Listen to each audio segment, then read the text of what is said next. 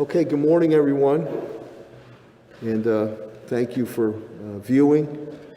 And I want to thank the members of the media that are here, from TV to print to radio, for getting this information out. We appreciate that. As always, I'm very thankful to Dr. Mark Kerouac, the President and CEO of Bay State Health Systems, who will be speaking. Dr. Robert Roos, the Chief Medical Officer for Mercy Hospital. Trinity Healthcare sends his regrets. Something has come up. He'll be unable to attend, but he does have a statement that he has sent me, which I will read. At that point in time, after Dr. Kerouac is done, so he can get back to his important duties at his respected medical establishment, we'll take questions from the media, questions and comments. I want to thank the sign language ladies that are here, professionals. We appreciate that very much. Also, we just walked in, Patrick Leonardo, the Director of Operations from AMR. Been great partners with the city and to Western Mass, and we appreciate that. Also, again, the focus Springfield, again, to make sure that this is streamed live. And I would like to also to my cabinet heads and rank and file, tested and true through a number of natural man-made disasters, their continued efforts and their families' efforts. I appreciate that. And to you, each and every one of you, the residents and business community of the city of Springfield, for your continued patience, collaboration, and cooperation as we move to defeat this COVID-19, which we will. I'd also like to give a couple of quick updates. City Hall, due to the storm, and Director Signali will speak more about it, City Hall will shut down operations at 3 p.m. today in abundance of caution. That's when the majority of snow will start coming down. We hope to be in operations again tomorrow, possibly with a delay, I'm not sure yet. So City Hall will shut down at 3 p.m. Today. We want to make you aware of that. Also, when I mentioned Patrick Leonardo, AMR, due to the inclement weather, the snowstorm, and an abundance of caution, AMR at Eastfield Mall will not be doing any testing today and tomorrow for COVID-19. Again, no testing for today or tomorrow, Tuesday. Again, the majority, they are outside when that testing is occurring. The state's mass vaccination center at Eastfield Mall will continue. That's being done inside the old Macy's. So that's still on, the state's vaccination mass site. But again, AMR, there is no testing today nor tomorrow at the Eastfield Mall due to the inclement weather.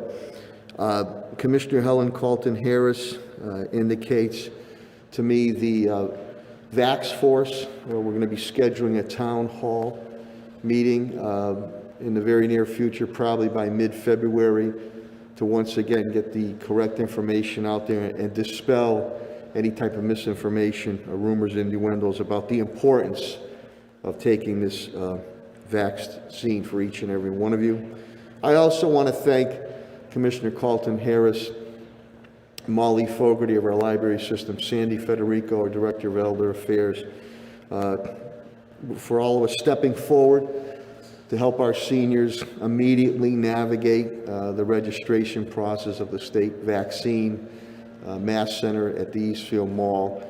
I have received some calls and from seniors that were very appreciative of that. So Helen and team, we didn't want to wait. I know the governor, Lieutenant Governor, will be announcing something this week on a phone line, but we didn't want to wait. We wanted to make sure we were there to help out our Springfield seniors. With AMR again through Helen, and we're also working with State Representative Bud Williams and Ward 4 Councilor Marlo Brown. We're going to expand testing in the Mason Square neighborhood area. That's a little bit delayed because of the weather, so stay tuned for an announcement on that. I believe we're looking to do that at Rebecca Johnson's school. We'll have a set time and a set day, but due to the weather, that announcement will be delayed just a little bit more. Senior citizen meals continue, home delivery continues, and also the Oasis Food Bank, John Foley at Central High School, again working with Sedesco and the Food Bank of Western Massachusetts. We continue to serve on Fridays 3,500 families. And if we may, before I go any further, we lost another neighborhood advocate, retired firefighter. He was a staunch advocate. You always knew where you stood with this gentleman, good or bad, and he fought ferociously for our North End area. And if we could just have a moment of silence for Jose Gonzalez.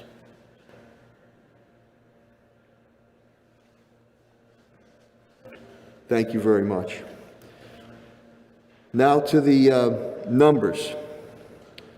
Total COVID-19 confirmed cases since this ordeal has started is 15,579. The weekly total is 911. The monthly total is 4,257. 4,257. Now, unfortunately, but we knew this would occur, Commissioner Carlton Harris has indicated to me that there are now 13 more new confirmed deaths that have occurred due to the scourge of COVID-19. That brings the total deaths, the City of Springfield residents, to 192. And again, our thoughts and prayers and sympathy and encouragement go out to each and every one of the family members who have lost a loved one. May God rest their souls. The new numbers, as far as a breakdown, a white is 78, which is 40.6%. Black is 44, which is 22.9%. Hispanic is 65, which is 33.8%.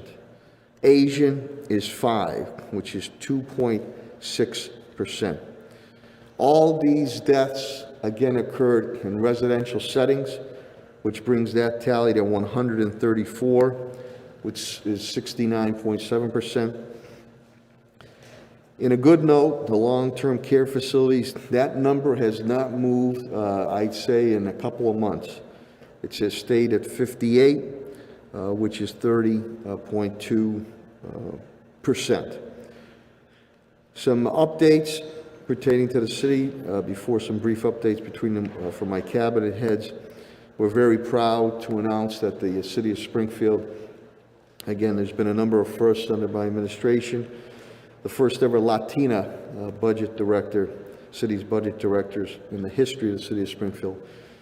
Melanie Akobe was recently appointed, a wonderful young lady and a great professional. So Melanie, congratulations and well-deserved and continued success.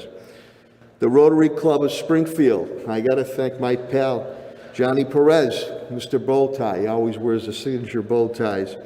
They came across with 20,000 more masks for not only the City of Springfield, for a number of nonprofits we announced last week. The city picked up another 6,000 in masks, which will be duly used pertaining to city and where it's needed out in the public. So we're very happy. Thank you, John, and thank you to the Rotary members of the Springfield Club. We had our state delegation monthly meeting, and with the whole delegation being there, which was very good. And we spoke about advocating for the city needs on the state's budget, Governor Baker's House 1 budget that came out, and also looking to move legislation. Again, my bail legislation, which Representative Angelo Pupolo will put forth again, and also the fireworks legislation, where we're looking to put forth, and delegation is interested on that, to put some teeth in fireworks enforcement. Also on a side light, Sheriff Nick Cochi and I, we were very disturbed to read about a murderer being let go due to COVID for medical treatment of Maureen Regan, Moriarty, Jackie Regan, who was a good guy, and had spoken to Maureen. We're friends, and our daughters played soccer together at the cathedral, and I knew Jackie pretty well too.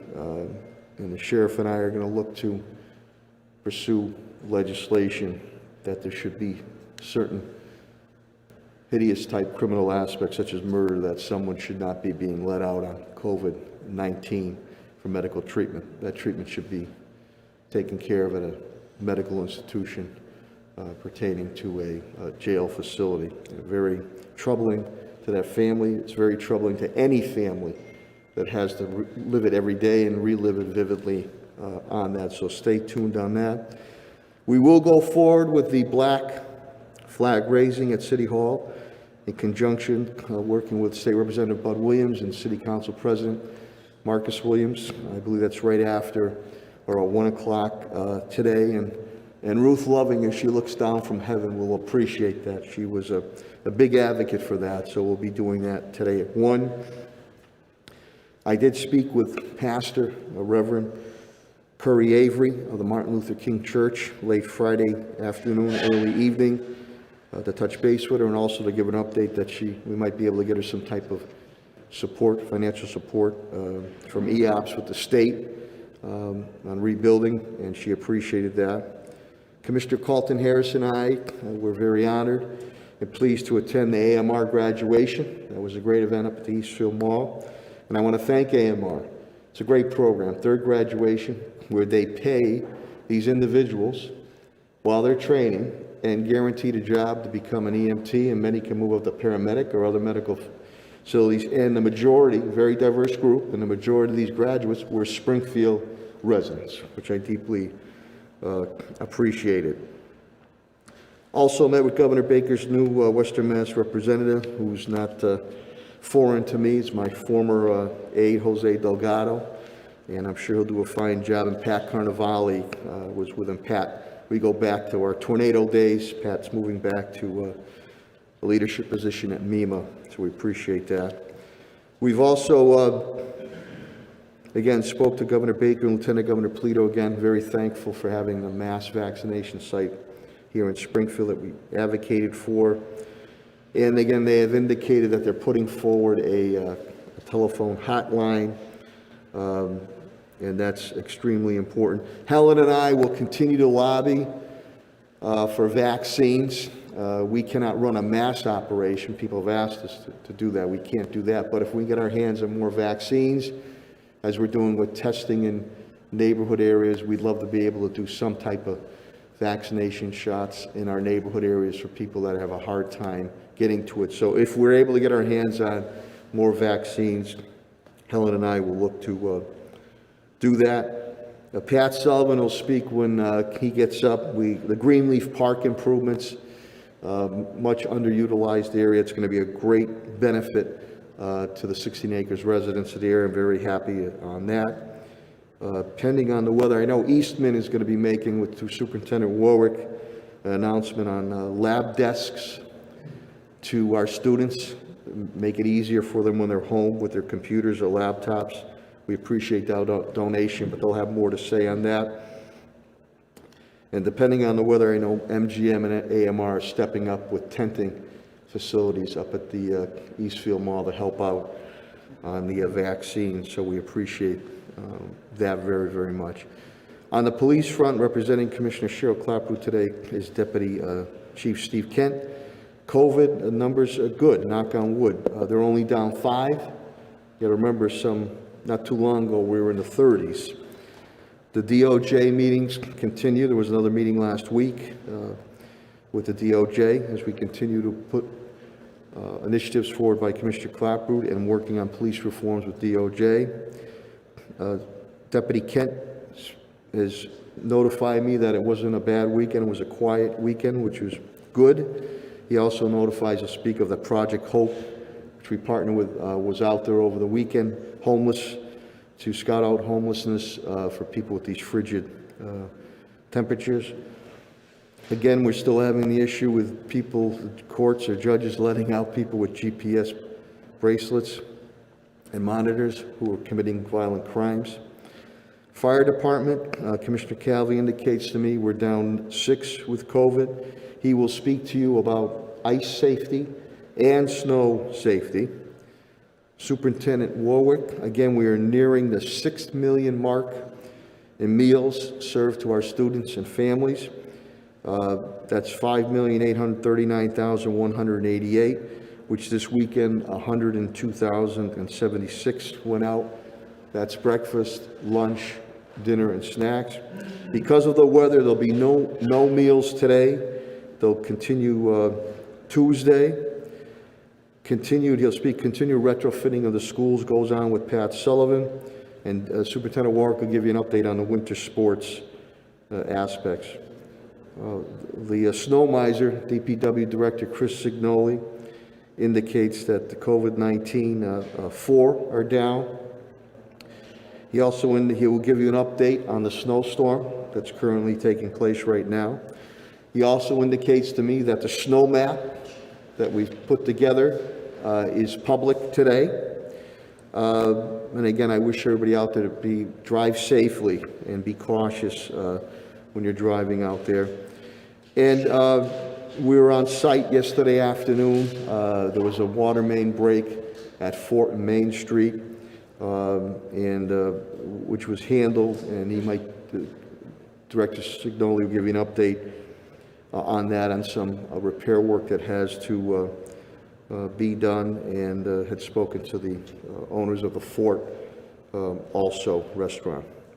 And then last thing on DPW, there was really a very heartwarming and heartfelt article that was done, Mass Live, by Doug Hook, Angel La Santa, and his son Alexander, who has cerebral palsy in dealing with COVID-19. And Angel and Alexander and your family, we wish you good health, and thank you for what you continue, Angel, to do out there with DPW. And also I want to give a shout out to the Republican on the editorial in the Sunday Republican this past Sunday. Helen and I appreciate that on our leadership of helping our seniors out and not waiting on this vaccine. So thank you very much, Cynthia Simonson, and to the Republican. Finance. Since the start of this ordeal, we're down $7.8 million. Current fiscal year 21, we're down $2.9 million. Grants and deficit spending, we have spent $29.2 million. Again, I will spend whatever we have to spend to provide for our residents and business community. $21.5 million is in grants we've been able to offset. We're still 7.7 in the hole in deficit spending. Again, with the CAFO TJ Plant, we met with our state delegation Friday late morning to express our needs and wants. And again, our first ever Latina budget director in the city of Springfield was announced by TJ and myself, Melanie Akobe. Facilities, Parks Management, Pat Sullivan indicates COVID-19, he is down 5. He continues with his staff. They've done a great job retrofitting our schools and our buildings, and we're getting close with that being able to finish up, hopefully sometime in early March. He'll speak to you about ice safety, and he will also speak to you about the Greenleaf Park improvements that we're going to do there. Echo Dev Chief Development Officer Tim Sheehan indicates that he is down 3 with COVID-19.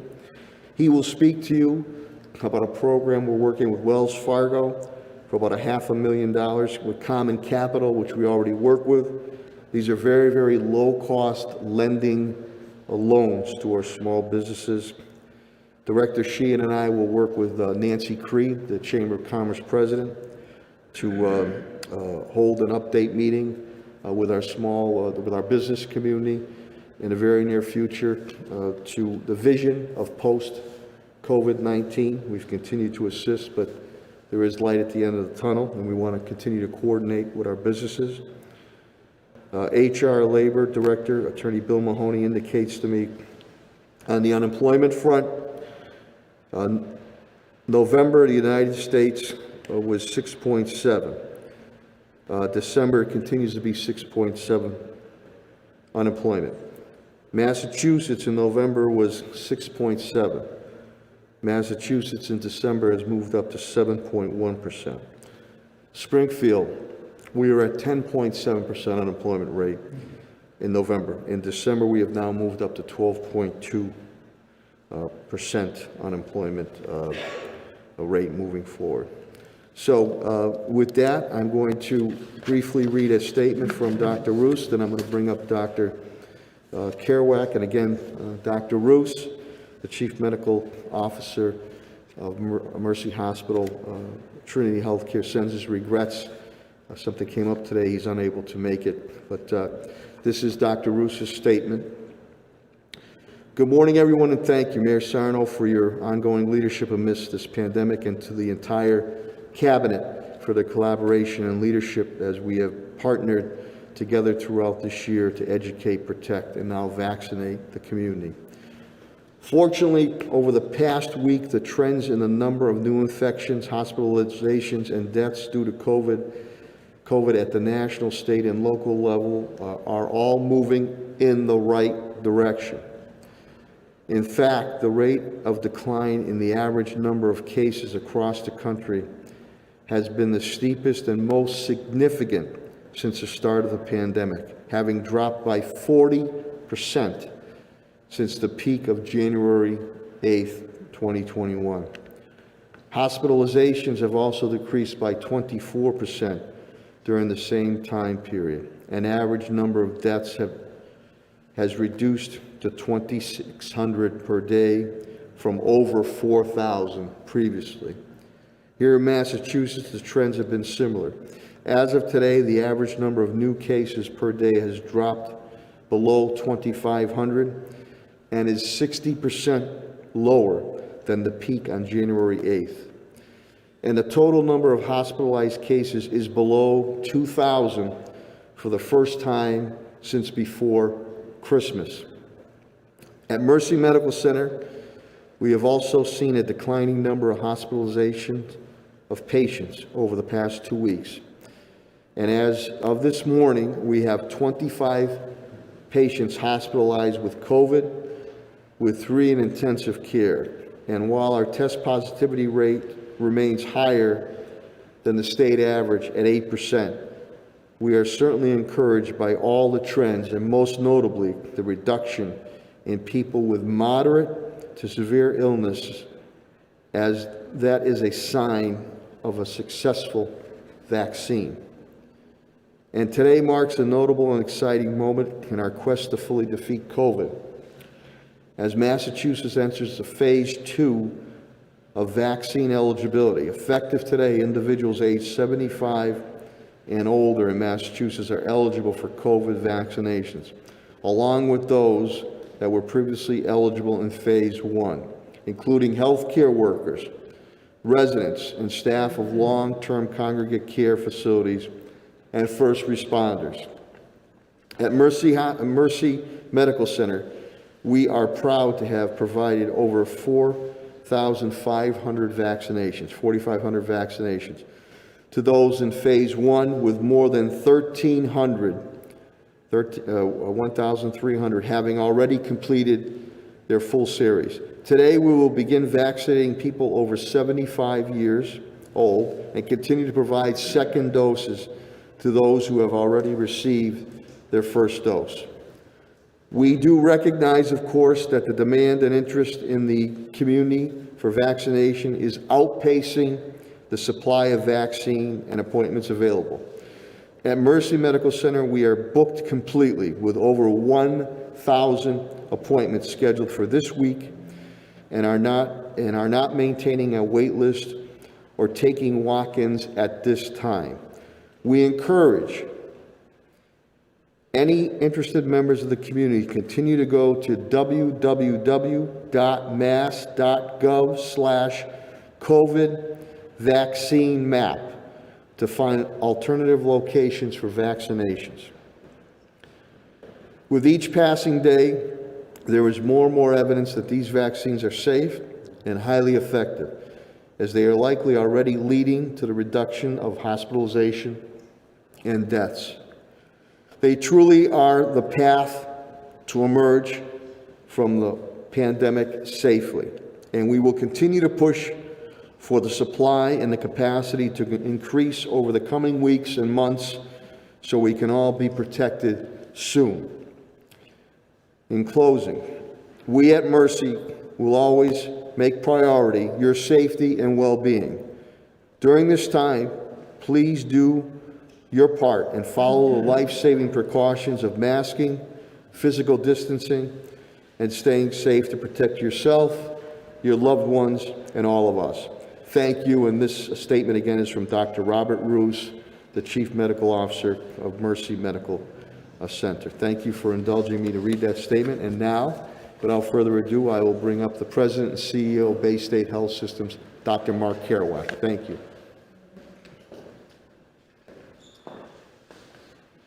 Good morning, everybody, and thank you again, Mr. Mayor. Really appreciate the opportunity as well as the cooperation of your team. I'm not going to reiterate the national or state statistics, only I share Dr. Roos's enthusiasm that we seem to actually be getting somewhere. Yesterday was the first day that we were under 100,000 patients in United States hospitals in many, many months. Bay State Health is seeing the same sort of decline that we're seeing across the country and across the state. For the first time in over 10 weeks, the number of patients in the hospital is below 120. So it's been a long, long haul for our hardworking healthcare workers, and I salute their dedication and their tenacity in sticking with it. Today, we have 118 in the system, 99 at Bay State Medical Center, 19 in our community hospitals, only 13 in critical care. So what's happening to drive this reduction? I think there are three big factors we should keep an eye on. The first is over 30 million people have been vaccinated in this country with a highly effective vaccine. And we haven't, at least in most states, been vaccinating just randomly. They've been really focusing on hotspots where transmission is most likely, like nursing homes and healthcare settings. So that may well be having an impact. Secondly, there are over 26 million people that have been, we know to have been infected in the United States, and these individuals are likely immune, over a 95% chance of being immune. The spot checking and the models suggest that for every one person we know about, there are two others we don't know about who have been infected. So that might be another 52 million people who are infected and have some level of resistance. You add all of those together, and that's over 100 million people in this country who might be able to resist a re-challenge with the coronavirus. It's about 30% of the population, well short of herd immunity, but perhaps enough to slow down the spread of the virus. Finally, I think that we are seeing better adherence to the public health measures, the stuff we've been droning on about for months and months, masking, social distancing, avoiding crowds. We also are seeing more in the way of regulation around things like international travel and federal workplaces. And so I expect that that is going to get better and better too. So I hope that we can keep up the good work, particularly over the next weekend. It is an unofficial holiday, of course, Super Bowl Sunday. The same considerations apply that we talked about for Thanksgiving and Christmas and the other holidays. Do it virtually, if at all possible. If you don't want to do that or won't do that, then do it small, do it with good ventilation, do it with good social distancing, and masking as much as you can. I think that's a hard thing to do for most of the Super Bowl parties I've been to, so I'm going to go back to recommendation one, which is try to do it virtually. Let's talk now about vaccinations. Our center is, like all the others, finishing up with phase one and moving into phase two. which would mean adults over the age of 75. The Bay State Vaccine Center in Holyoke has given out over 20,000 vaccines. That's 75% of what we have been allocated. As you know, we've run out a number of times. We have vaccinated 75% of our employees and over half of the private practice doctors and their staffs that we have sent out invitations to. And we've had good participation from our home care workers these past few weeks. We've taken a look at the declinations, that is to say, people who responded, employees who responded to our invitation to be vaccinated and said, no, thank you, or I want to wait. That's 17% of the total. 16% of our white employees, 18% of our Black and Latinx employees. We vaccinated over 2,600 of our Black and Latinx employees. That actually, to me, has been quite encouraging because there have been a lot of efforts to make sure that the questions from communities of color have been answered. There's been some vaccine hesitancy there, and based on the focus groups that have been done by the Department of Public Health, as well as our own booths in our cafeterias and conversations with our employees, this hesitancy is mostly about getting your questions answered about long-term side effects, as opposed to people who are dead set against vaccines in general. We still have about 600 employees who have not responded to our invitations. That's 5% of our total, and so we're working to get in touch with them and understand their preferences. But all of this, I think, makes me optimistic about the work, the upcoming work of the Vax Force by Commissioner Colton Harris, that a number of the people who are hesitant are persuadable. Our own Vice President of Marketing and Communications, Judith Ward, is serving on a statewide Department of Public Health group to develop mass media spots to encourage vaccination that should air in the next few weeks. Now, all of that, unfortunately, is just kind of theoretical at this time because the websites are saturated with requests, and we, like all the other centers, have no openings in the current week. Yesterday, just to sort of understand the situation, I went on mass.gov as a 75-year-old John Doe trying to get an appointment, and I was 0 for 5. All of the sites worked the way they were supposed to, but many of them were pretty frustrating, particularly if you needed to fill out a long series of questions only to be told that there were no available appointments and then have to go to another site. We are planning, once we have enough vaccine to distribute more broadly, to do telephone outreach to the 50,000 seniors in our Medicare Accountable Care Organization. It's a group of seniors for whom we provide primary care services and for whom we are globally budgeted. Similarly, for the 45,000 patients in our Medicaid ACO, these are patients mostly in inner city Springfield, served by our Mason Square, High Street, and Brightwood health centers, as well as by Caring Health. I believe that they're going to need a certain amount of, number one, encouragement, if not assistance, to sign up and help with the sites to get registered. Once we have enough doses, I expect that we are going to open new sites in Westfield, Palmer, and Greenfield, as well as allocating vaccine to our 3 health centers and to one other possible site in Springfield that we're in discussions with. Again, if we can get supply. So supply is the issue. The state is still receiving about 80,000 first doses and 80,000 second doses per week. They are expecting a bump in federal allocations over the next week or two. Vaccination rates are now at about 15,000 per day for the last 7 days. That's about twice what they were a few weeks ago, so they're speeding it up. Massachusetts has given out over 50% of the 1 million doses that the state has received, and that's moved them up from the low 40% range. So again, that part is speeding up too. Rules have been loosened up in terms of who we give vaccine to and when, and the speed of vaccine getting into arms has become a priority. As I mentioned before, Bay State Health has given out 75% of the vaccine we've received, and we are going to be starting the week with about 3,000 doses of first-time doses and 3,000 second-time doses. Those will both be used up this week.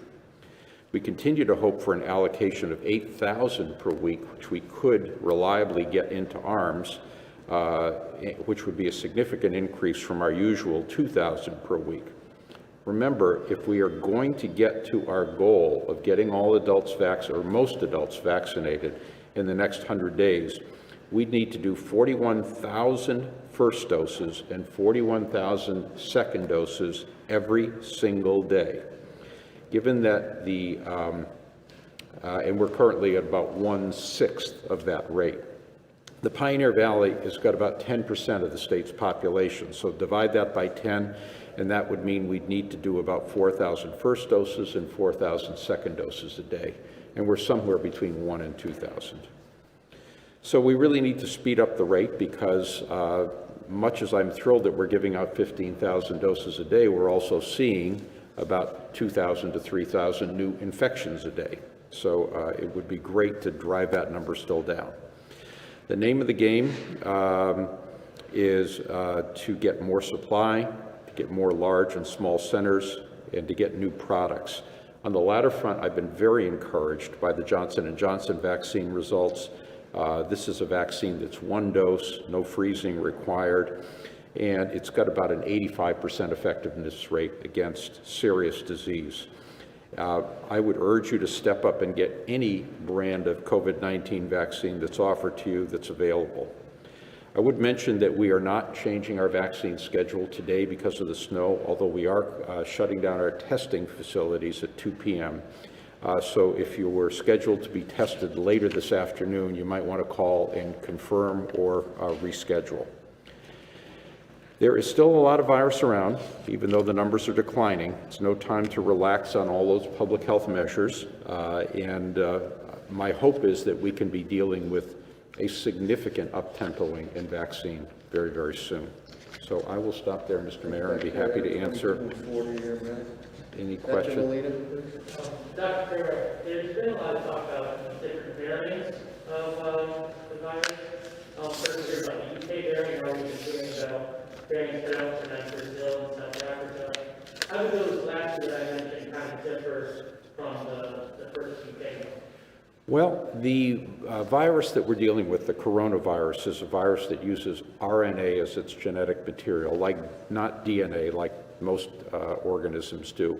And there is no sort of proofreading function when you make daughter viruses, and so mistakes are made on a regular basis, and so these variants are thrown out all the time. The more virus spread and transmission there is, the more variants you're going to see.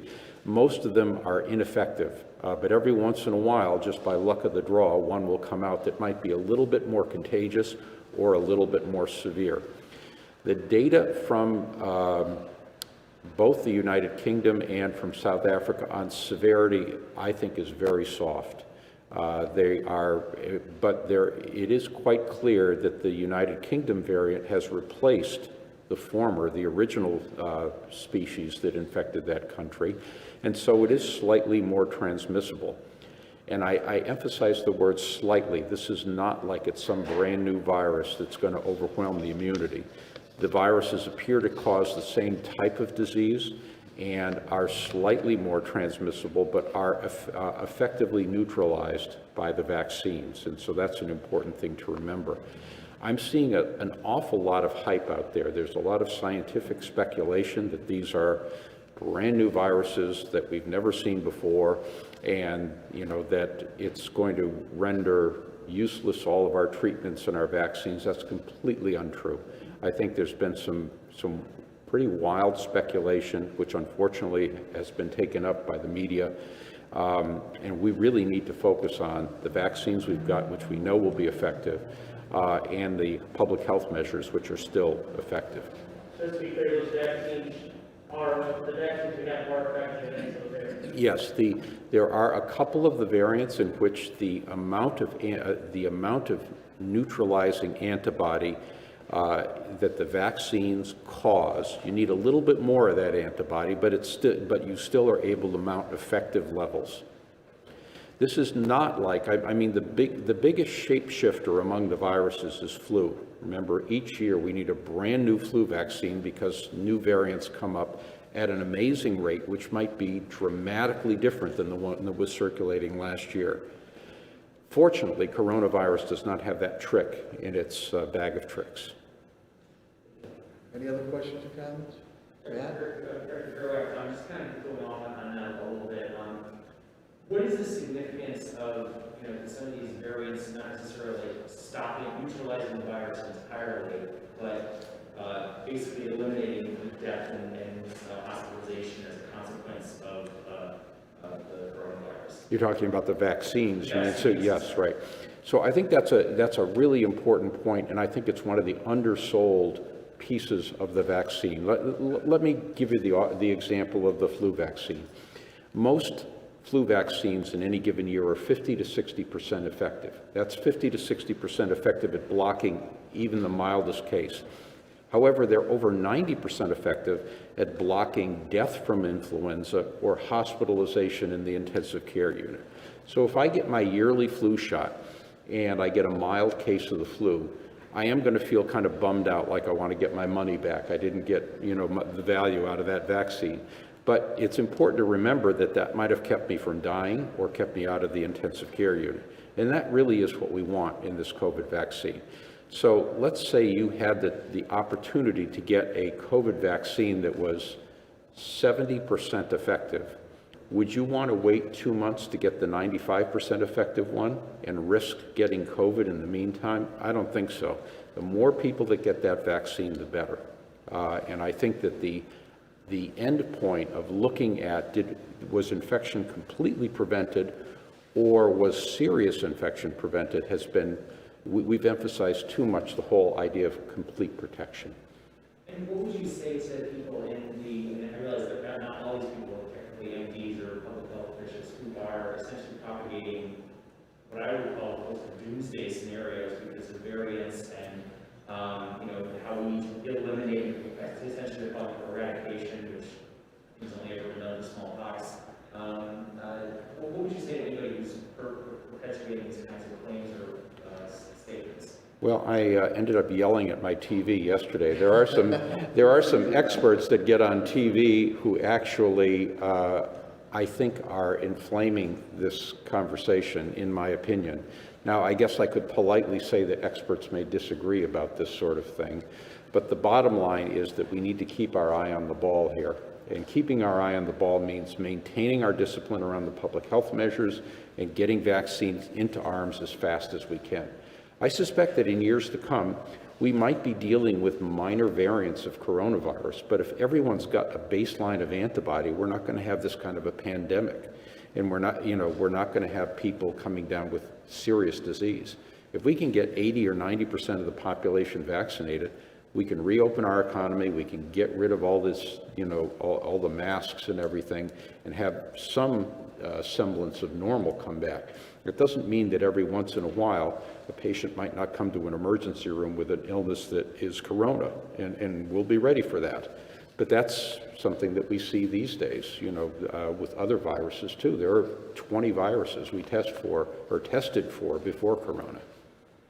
And just to go one kind of follow-up in the same vein, there's an article in the New York Times in the past week about more of a sense of how all the antibodies are responsible for, or they think are responsible for long COVID in many of these cases, and how actually they are a problem with other diseases as well.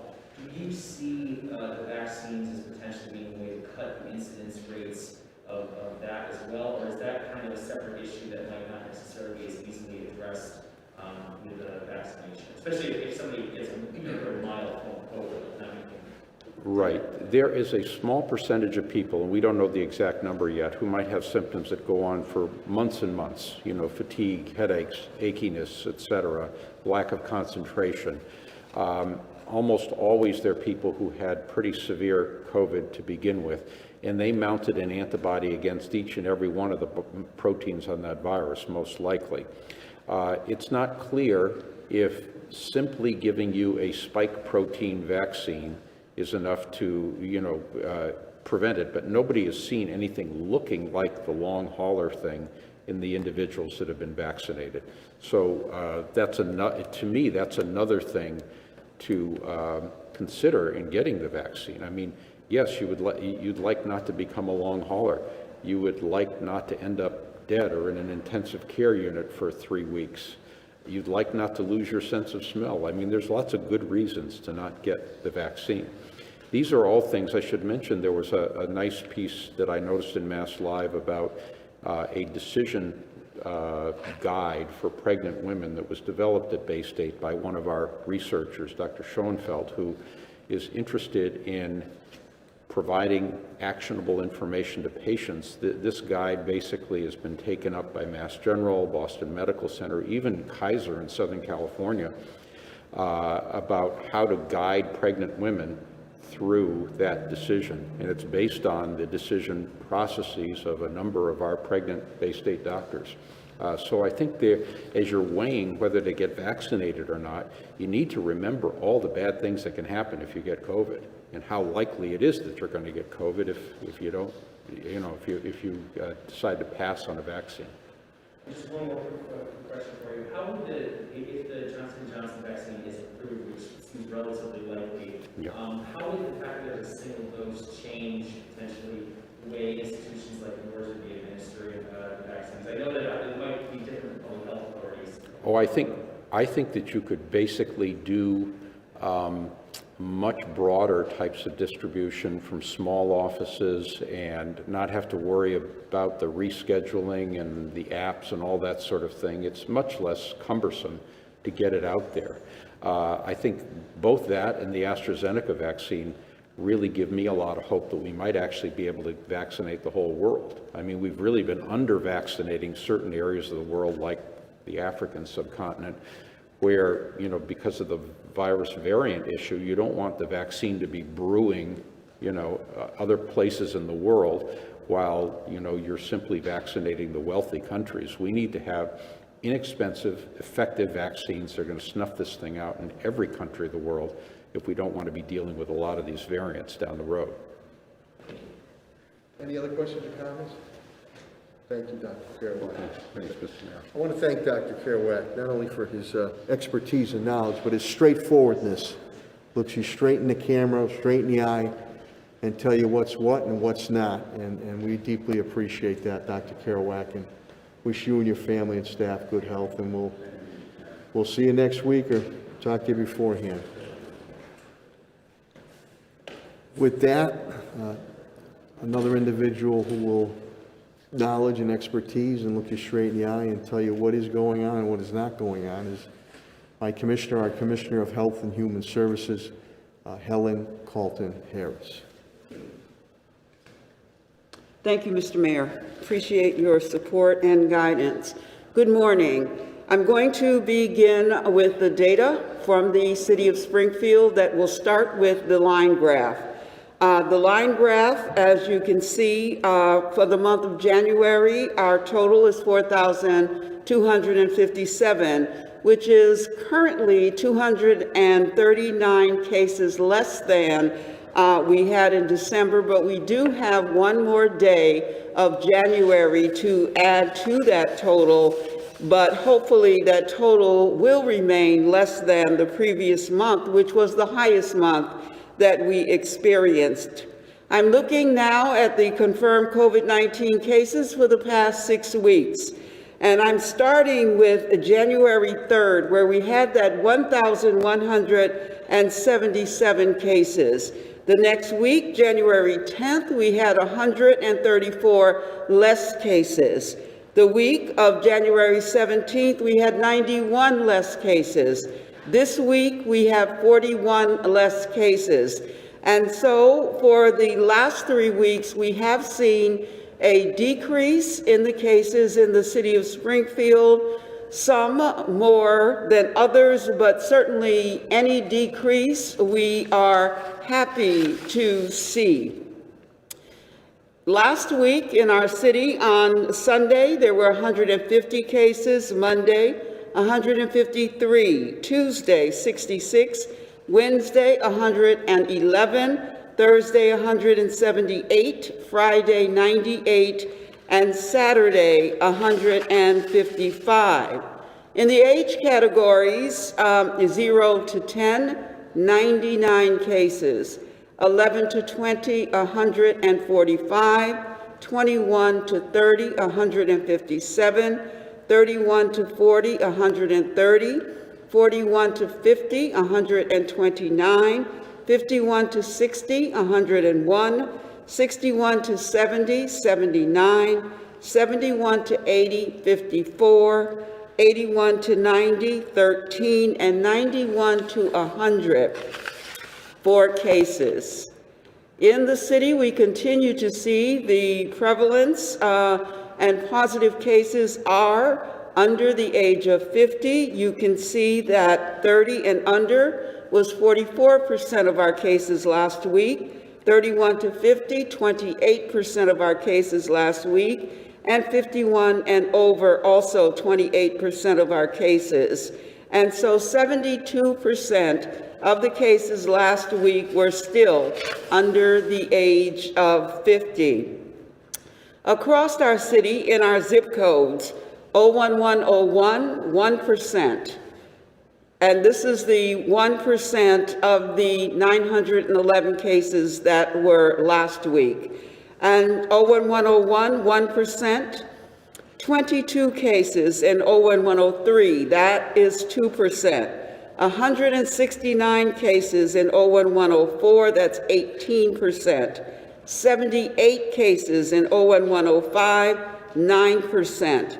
65 cases in 01107, 7%. 174 cases in 01108, 19%.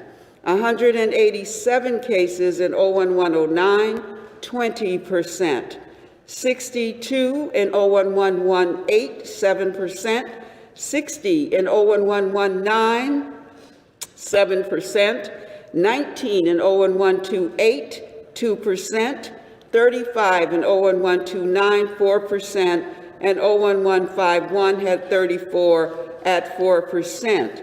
This is very important for us to continue to recognize that, as has been reported, there is still community spread. Community spread is throughout the city of Springfield.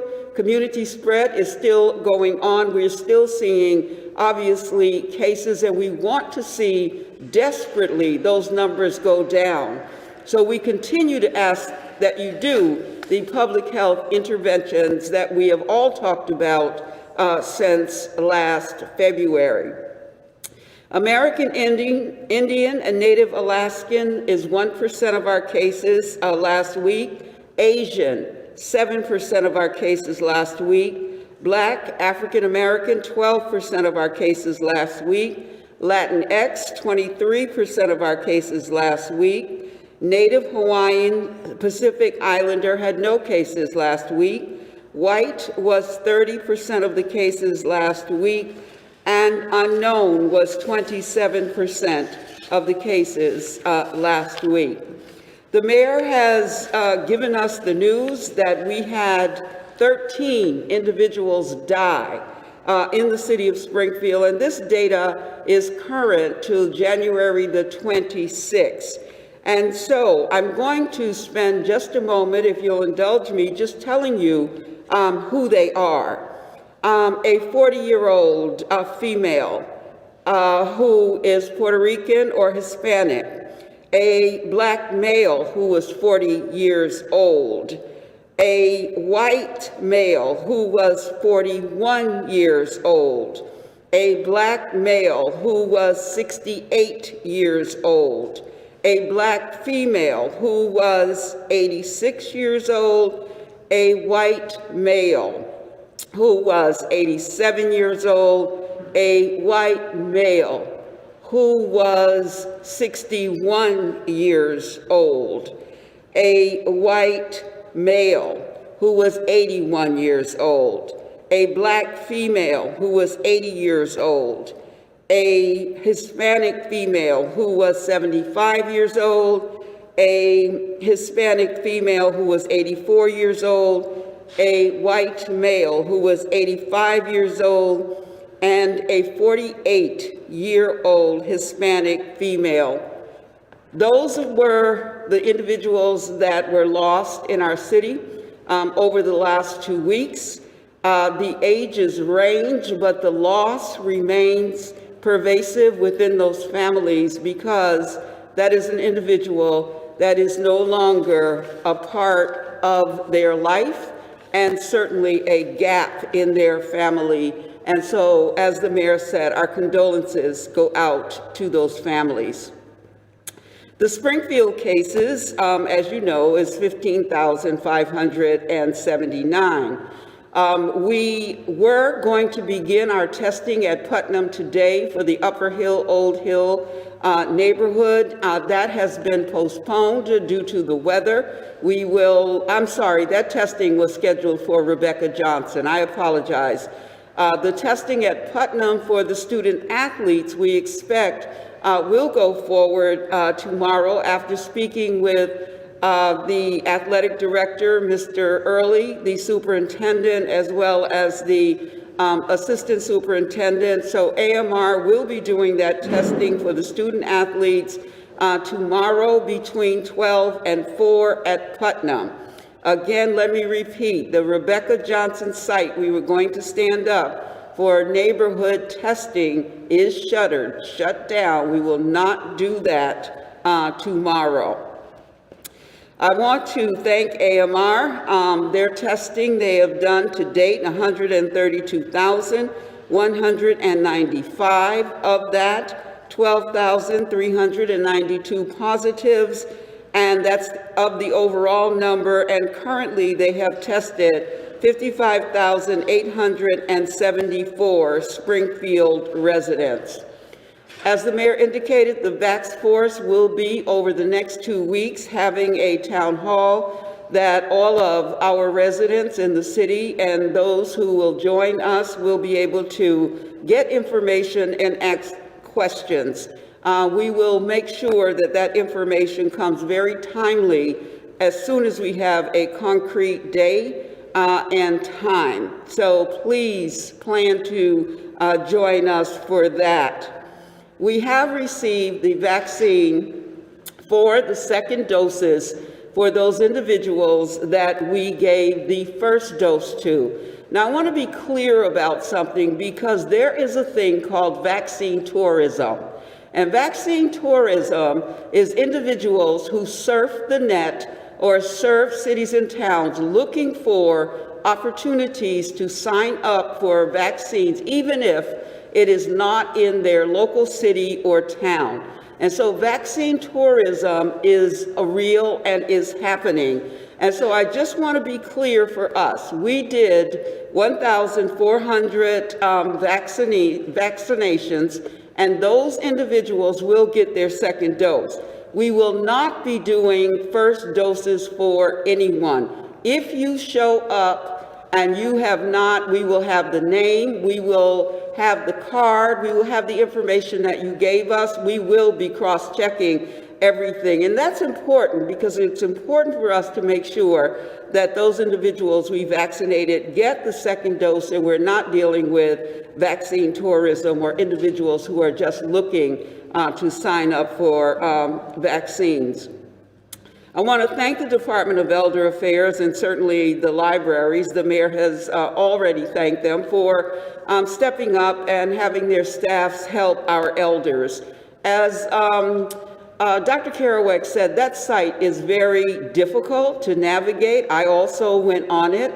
And so it's important to be able to have individuals to help our seniors. And with the mayor's support, we have set up that as a system for our residents. And so thank you so much for that. We want to also continue to wear our masks, wash our hands, and watch our distance.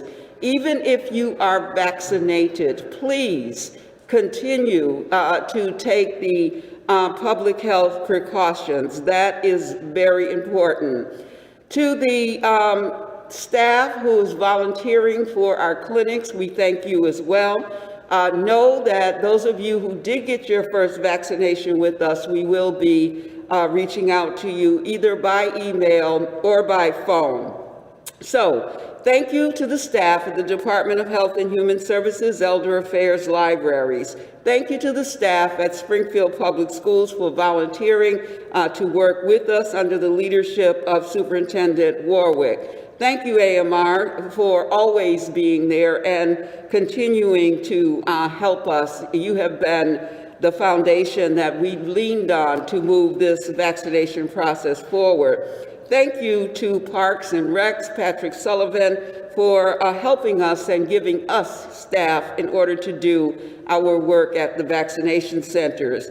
And remember the things that are important that we said that we'll do and will continue to do through this pandemic is tell you the truth, be transparent about what we're saying to you, and we're hopeful that you will see us as a trustworthy voice as we move through this vaccination process. Thank you.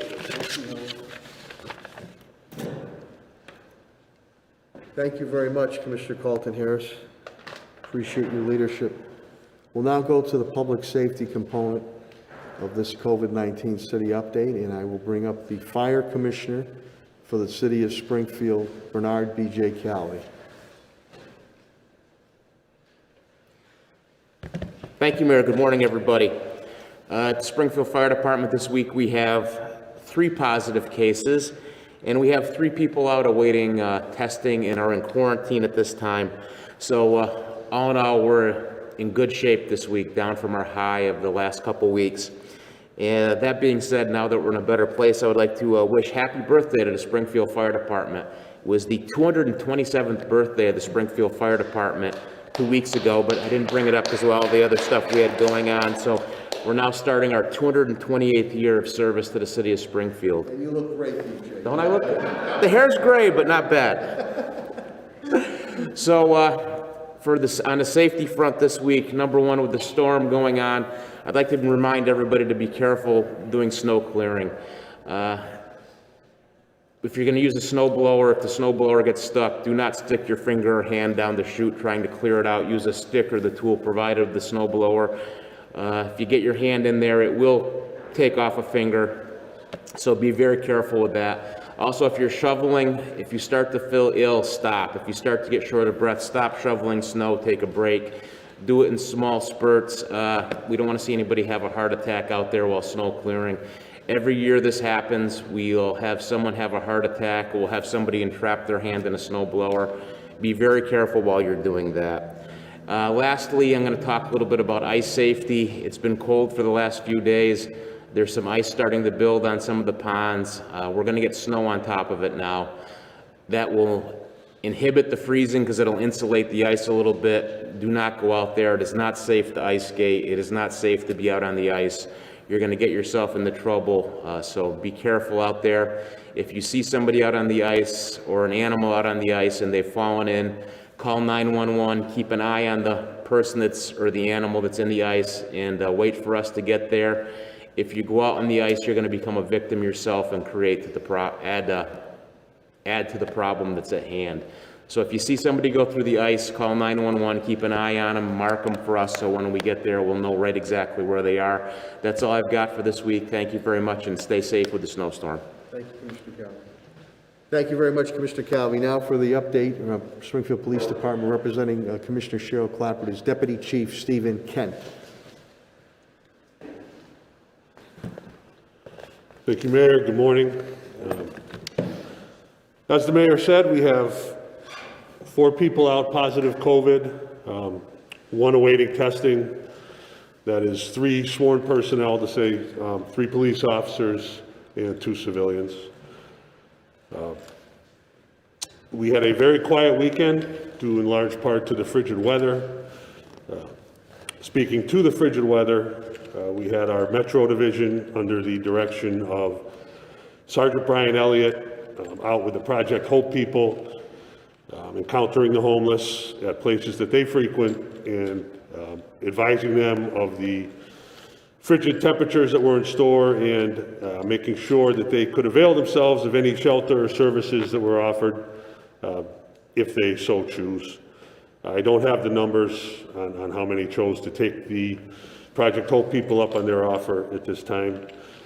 In addition to that, all of the regular patrols, the black and whites that you see day to day, we're also advised that any homeless or needy populations that they come across, to advise them similarly of the availability of shelter and services due to the frigid weather. We will be doing a ticket and tow this evening due to the snowstorm. So I would advise anybody who's watching to be aware of that and to make sure that their vehicles are parked properly, or they may wake up in the morning and they won't be there. And lastly, I would like to congratulate Captain Robert Strempek, who retired last Tuesday after 42 years of service to the Springfield Police Department. And that's all I have. Thank you, sir. Thank you, Deputy Chief Kent, and to Bobby Strumpek, who I spoke to, thanks very much and have a great and healthy retirement. With that, we'll now get the update pertaining to the Springfield Public Schools, and that will be through the Superintendent of Springfield Public Schools, Daniel Warwick.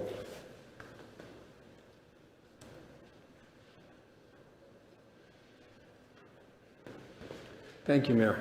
Good morning, everyone. Very happy to report that our meals program has been going phenomenally well, very well organized. A real credit to my staff and the Sodexo team. We're coming up on 6 million meals since we've closed down for the pandemic. So 5,839,188 since we closed down. And just this weekend, we provided 102,076 meals. We're going to be closed down this afternoon due to the weather, but open tomorrow instead from 2 to 6.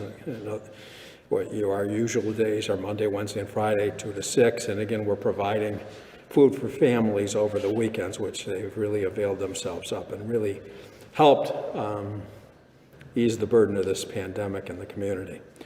Schools reopening, our school committee voted to endorse our hybrid reopening plan. In our plan, we have tentative dates for reopening set at March 15th for our high needs, vocational, and ELL students who have gaps in their learning, and April 12th for our pre-K, K1, 6, 9, and 12th graders. So again, we have tentative dates, and again, that's all based on the rates, the COVID rates throughout the city, and we'll be consulting with our health commissioner on that before we reopen, and all our work being done relative to our ventilation systems. With the mayor's support, not coming out of our school budgets, we haven't laid off any teachers or anyone else. We've been providing quality services, but we're doing about $1.4 million worth of ventilation work in our schools. And Patrick Sullivan, our facilities director, has just been giving me weekly reports on this, and the progress is tremendous. This will benefit us for years after this COVID situation, because the ventilation systems will be improved and help us in the future. Just a reminder to families, we're still telling people, please get the flu shots for the kids, but we're not going to be enforcing it when they return. They'll be able to come back without them, but it's still a best practice, and consultation again with our health commissioner, just a good idea for families to avail themselves of that. Our winter sports is on a pause. We had some positive COVID tests with that, so we shut it down and paused because we were going to do our second test for our winter sport athletes, which will be done this week, and we're going to be going Tuesday on that, and then reopen for the students who again are cleared to participate. So we'll be doing that tomorrow afternoon at Putnam. And again, thanks to our health commissioner on that to make sure our students can participate, but participate safely. So we did 3 tests throughout the season just to ensure that. And I'm very, very grateful for the commissioner's support with that. Since we've opened, we just looked at our attendance again. Our attendance is 92.1% since opening, which I think is rather incredible, operating remotely. It's only about 1.4 or 5 off what our usual attendance. I think that really is a testimony to the outstanding work of our staff, teachers, counselors, principals, everyone in the schools reaching out to families and making sure that they have the technology they need. Again, with the support of the mayor, buying all the laptops, helping us with Comcast Essentials. So we have the technology piece, but also reaching out to families and make sure we guide them through this process. So very proud of my staff for that great work. We're delivering a quality remote program for our kids while we're waiting to open hybrid. Thank you. Thank you, Superintendent Warwick. We'll now get an update from the Department of Public Works and Director Chris Signoli and his crew, which have been out there. I saw the trucks out early this morning. They were treating the roads. And he'll give you an update pertaining to the storm situation, what you need to do, and maybe an update on the parking bans that we have. The Director of Public Works for the City of Springfield, Chris Signoli. Mayor, thank you very much. With regard to the DPW, we currently have 4 employees out. Yesterday, as the mayor mentioned, there's a water main break on Main Street in the area of Fort Street. The water main break is being addressed by Springfield Water and Sewer Commission. It was actually a branch to a hydrant. We are down there working with them this morning to determine the impact to the roads and to the sidewalks, but the roadway is open. As Deputy Kent mentioned, we are in a parking ban at this point, and with the assistance of the police department, we'll be doing ticketing and towing. We anticipate our full plowing operation to start later this afternoon, probably somewhere between 4 and 6. And for the residents, our operation takes at least 16 hours to do the entire city. So we will be out there well into tomorrow morning. And please check the DPW and Mayor's Office of Communications Facebook page. This storm, we will have our snow map live, so residents can see the plowing operation as we're doing it. It is not meant to be a minute-by-minute tracking. It gets updated every 2 hours or so, but you will be able to follow it, of what is going on in the city. And lastly, the mayor mentioned an article that was put together by Doug Hook at Mass Live on one of our employees, Angel LaSanta. Doug's been doing stories on impacts to kind of essential employees around the Springfield area. And one of the things that I really want people to understand is people who work for the city have stories, and Angel really has that story as well. A son with medical needs and working for the city, and I thought it was a great article. For those of you who haven't seen it, please take a look at it through Mass Live. That is it through the DPW, Mayor. Thank you very much. Thank you very much, Director Signoli. Now we will get an update pertaining to facilities and parks management from the Director Superintendent Patrick Sullivan.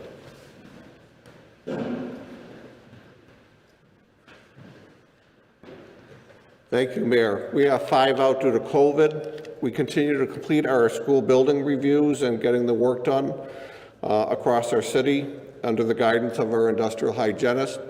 We are at about 60% complete with the school buildings. We are starting to look towards the next phase, which would be our library building. So we're going to be coordinating meetings with Helen Colton Harris, who oversees the library operations in the city, along with Molly Fogarty, and we'll be coordinating a review with our industrial hygienists, and hopefully that can coincide with the opening of the schools, or possibly for early May to reopen libraries.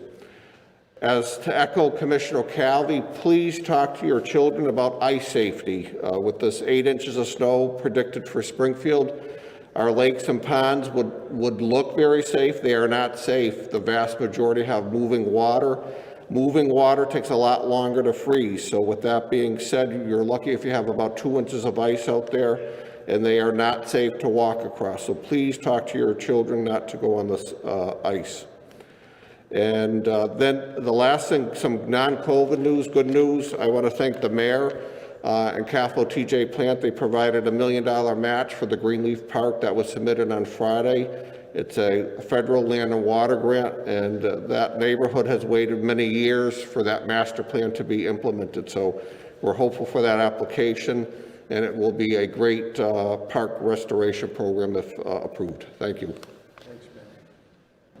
Thank you very much. Thank you, Director Sullivan.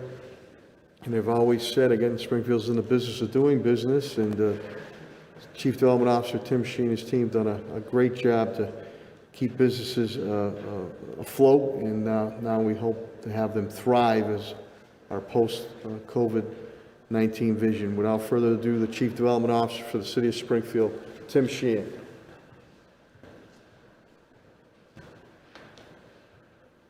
Thank you, Mayor. As the Mayor indicated, Common Capital was awarded $500,000 from Wells Fargo to assist in our local lending for small businesses that have been impacted by COVID. This will allow Common Capital to reach more people and to have interest rates that are at a very, very low number. And as we've indicated before, the city's investment in those loans is forgiven over a period in time. The mayor and I also will be working with the Greater Springfield Chamber of Commerce over the next few weeks in scheduling a number of small business forums focused on economic recovery and the requisite programming needed as we move forward to get the firsthand information from businesses as to what they need relative to government programming coming forward to assist them to get back on their feet as quickly as possible. Thank you very much, Mayor. Thank you, Director Sheehan. As I indicated earlier, received an update from Attorney Bill Mahoney on HR Labor, Solicitor Ed Pakula, and Finances with CAFO TJ Plant. So at this point in time, if there's any questions or comments that my cabinet heads can entertain, we'll go from there. 2240, Matt and all. Question for Tim. Sure. Actually. Director Sheehan?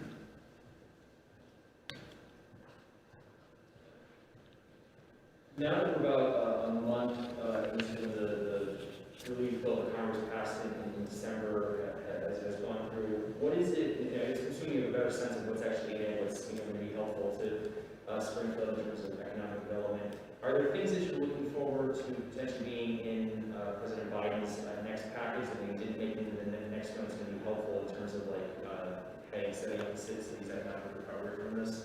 There's two pieces to that. Obviously, PPP has been restructured under the Relief Act that was passed in December.